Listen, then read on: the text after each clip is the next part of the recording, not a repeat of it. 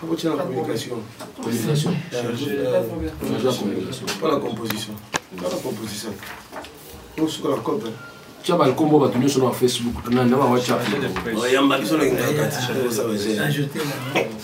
On va gérer. On va appeler en exergo. Tant que ça, c'est harmonisé.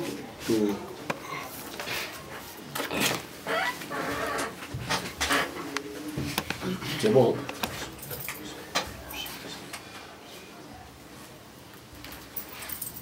C'est bon, non? Allô? Allô? Allô?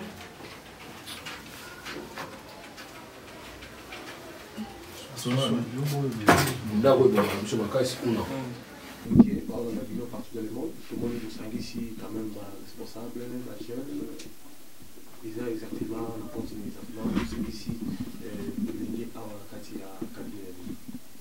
bon, ils ont un cadre, il y a conseil supérieur, il y a société civile dans le Congo, où ils ont une plateforme, il y a société civile, une méga plateforme, il y a société civile, ils ont regroupé des structures rebellées, il y a des jeunes, il y a des vie, il y a des en tout cas, tout ça, dans la structure, dans la commission de Bengi campagne, comité national, il y a campagne, n'est-ce pas, il y a encadrement, et surveillance de l'élection. Alors, l'objectif, n'est-ce pas, pour avoir organisation, c'est tout surveiller, tout participer dans l'organisation de l'élection, c'est apaiser. Et puis, surtout, nous allons être observateurs, nous allons avoir bénéficié d'une formation. Et pour former les formateurs, pour former les surveiller, les personnes vulnérables, les aveugles, les difficultés à voter, pour surveiller au niveau du centre d'information comme observateur et puis comme encadré. Donc voilà, on a tout ça l'évaluation, tout est déjà tout ça comme moyen et puis permettre Bissot tout lancer déjà notre accréditation à Bissot pour permettre à ce que tout ça observateur ou il va vraiment par rapport à moyen à Bissot. Donc voilà un petit réunion à Bissot.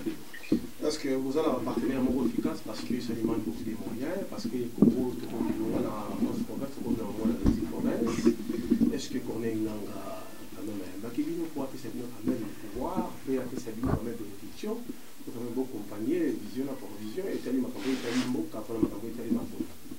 Vous devez comprendre que CENI ils allaient commission ils ont la présidence ils ont un bureau, ils ont une plénière.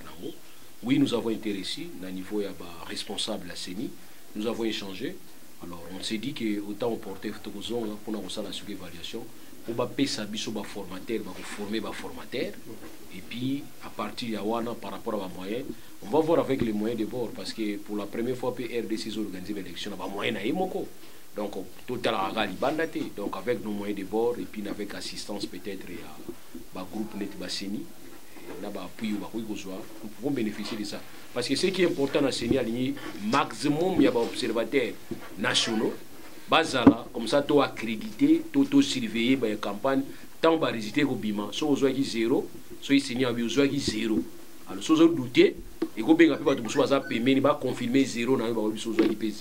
Donc voilà l'objectif de tout organiser l'élection. C'est déjà bien, avec nos propres moyens. Et aussi avoir un mécanisme de surveillance localement, en tout cas, ça souhaite ma casse. Mais le coup, on a l'action de Banda, au niveau de Kinshasa, quand même, à côté de la cité de la bibliothèque, pour ça, l'année, comme un jour de Bino, conseil de sécurité, des supérieurs de la société civile, pour ça, l'année, il va dans la région de Bino, la région de bon, par rapport à nous, tu peux ça va numéro de contact, mais pas tu as un problème, tu peux numéro de contact au Minengambo. Or, du moins, ils ont toujours partagé ensemble. Dans un premier temps, tu peux ça email, tu peux ça toujours créer compte WhatsApp, et puis tu peux créer compte groupe tu peux demande et puis tu peux ça groupe sur les réseaux sociaux, Facebook, tu peux créer commission commission campagne tu peux partenariat un conseil supérieur à la société civile, tu peux adresse se permettre de contacter parce que tu as une bonne volonté de contacter. À part mais ça n'a pas mais je suis vraiment associé à contribuer parce que l'important c'est quoi? En tout cas, nous sommes en élection ça matin à Congo.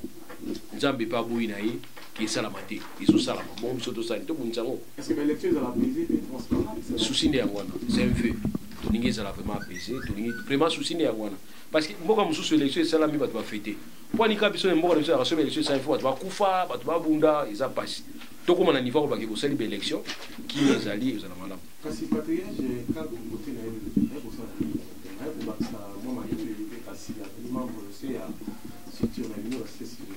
Non, il y a Ali, président du conseil supérieur de la société civile. Donc il y a une méga plateforme où nous réunir, structure rebelle dans le si on a une structure rebelle, on décide qui va faire la commission. Et c'est une commission où ils allaient faire la campagne nationale de surveillance de l'élection en RDC. Où on a sa président. Donc c'est comme si nous avions une émanation du conseil supérieur. Et en tant qu'autorité, il y a un conseil supérieur, comme président du conseil supérieur, il y a un monde qui assister biso pour yoka atala et puis atala qu'est-ce qu'il peut poser comme acte dans le cadre de la société, il y a conseil supérieur, il y a société civile.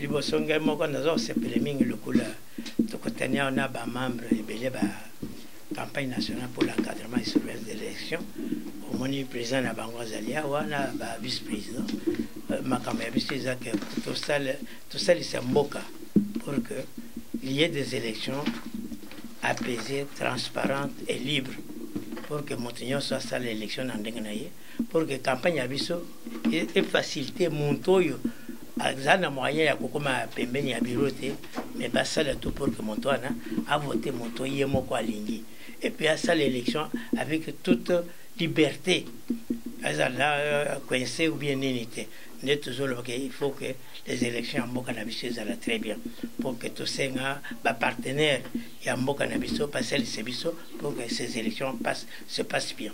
Merci beaucoup mon avocat, merci et bonne chance. Merci. Par rapport à la structure, pourquoi pour vous qui la démarche déjà avant que nous parlions débattre que l'élection partait en janvier pour faire l'élection aux Arabes, tout le monde a fait surtout la déposition candidature, le moment où ça va sortir la structure nationale. Regarde, nous ne sommes pas comme les autres, nous allons préparer l'examen, premier examen. Non, il faut toujours avoir l'habitude de préparer l'examen libé là. Campagne où toujours ça, les campagnes pour l'élection en 2018. Mais la campagne pour l'élection d'une manière générale et d'une manière permanente. Donc, il y a 2018 campagne salami, élection salami. Si ma élection, il y a des députés provinciaux, il y a une élection de l'élection de gouverneur, une élection indirecte, c'est-à-dire une élection où il y a grand électeur qui voter le sénateur. Et aussi, il y a une élection au niveau de la municipalité, une élection, c'est sa particularité. Quand il y a une élection égale, mais c'est l'autre qui a une élection locale. Donc, au niveau de la photo. Et en plus, l'élection est sous-quittée dans le combat. C'est fini, terminé l'élection. Il y a sous-quittée en 2018. Non. 2023, tu as l'élection. 2028, tu as l'élection. Ça dit 5 ans après 5 ans. Nous avons un cycle de 5 ans. Donc, tu as un sillage.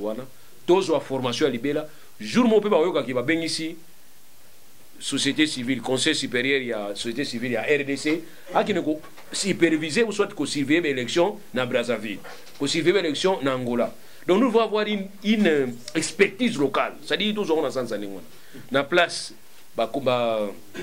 centre Carter Yaka, centre Bill Gates Yaka, centre Bill Clinton Yaka. Nous voulons aussi parler à campagne nationale à l'élection, surveillance à l'élection à RDCP, voilà l'autre ligne tout ça.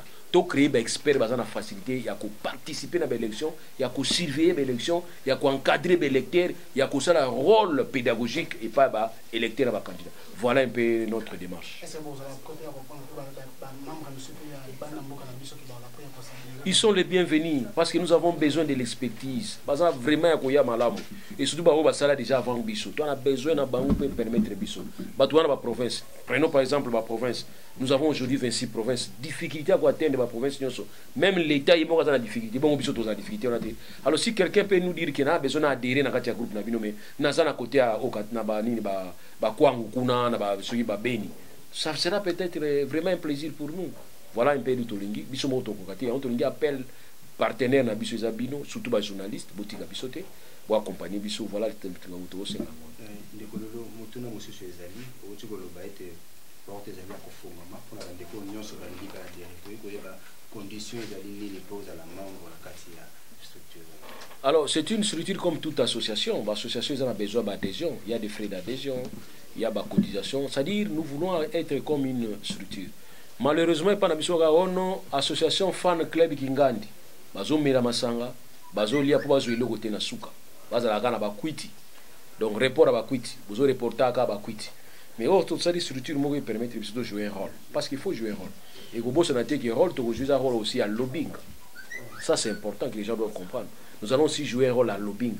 Quand nous allons commencer à encadrer les lecteurs, c'est pour leur dire de voter utilement. Ça aussi c'est vraiment un élément important. Ça peut aider la société. Donc nous n'allons pas être là seulement total à gagner. Non, nous voulons aussi dire aux autres, aux électeurs, de faire un bon choix. Donc ça sera aussi un groupe de pression et aussi un lobbying. Donc voilà le Kamtogo. Est-ce que beaucoup qui vraiment pour assurer le peuple congolais, c'est la structure manipulable était la bon, manipulation, il y a structure, il faut comme un parti politique. Parce que c'est ici, faciliter les amis, les partis politiques, ils la manipuler par l'autorité morale. Mais biso d'abord, les associations. Ça, nous allons commencer à débattre. Tant que tout ça va tout conseil d'encadrement, ça va que partis politiques, ils ont logé, où il y a un grand maître. Tout le monde non. Tant que ça va tout que notion, il y a société, il y a dans un parti politique, il y a autorité morale, n'existe nulle part, même pas dans la constitution, même pas dans la loi portant organisation à fonctionnement à parti politique. Notion d'autorité morale est raté. Donc pour dire que quand nous allons commencer à encadrer les gens, nous allons commencer à leur dire toutes ces vérités. Alors ils ont pas si que au manipuler ils ont pas si. Donc ce moutouana manipuler il faut principalement moutouana azala malin. Oh malin, il faut malin demi. Donc tu es vivre na bango, ne vous en faites pas. Les autres vont venir chez nous peut-être dans les cadres inféodé biso pour manipuler biso. Na vous allanga mokoté. So réussir nga au réussir papa quand peut-être été. So réussir papa quand côté ba réussir msusu pachoté ba réussir msusu michelité, ba réussir msusu yoshité ou bien rigenité. Donc so réussir nga faut réussir biso nyonso. C'est mala c'est biso nyonso. Il a passé na mutu mo wa bageno. Objectif na biso isa oyoté. Nous notre objectif c'est l'encadrement, surveillance et jouer un rôle pédagogique. Merci.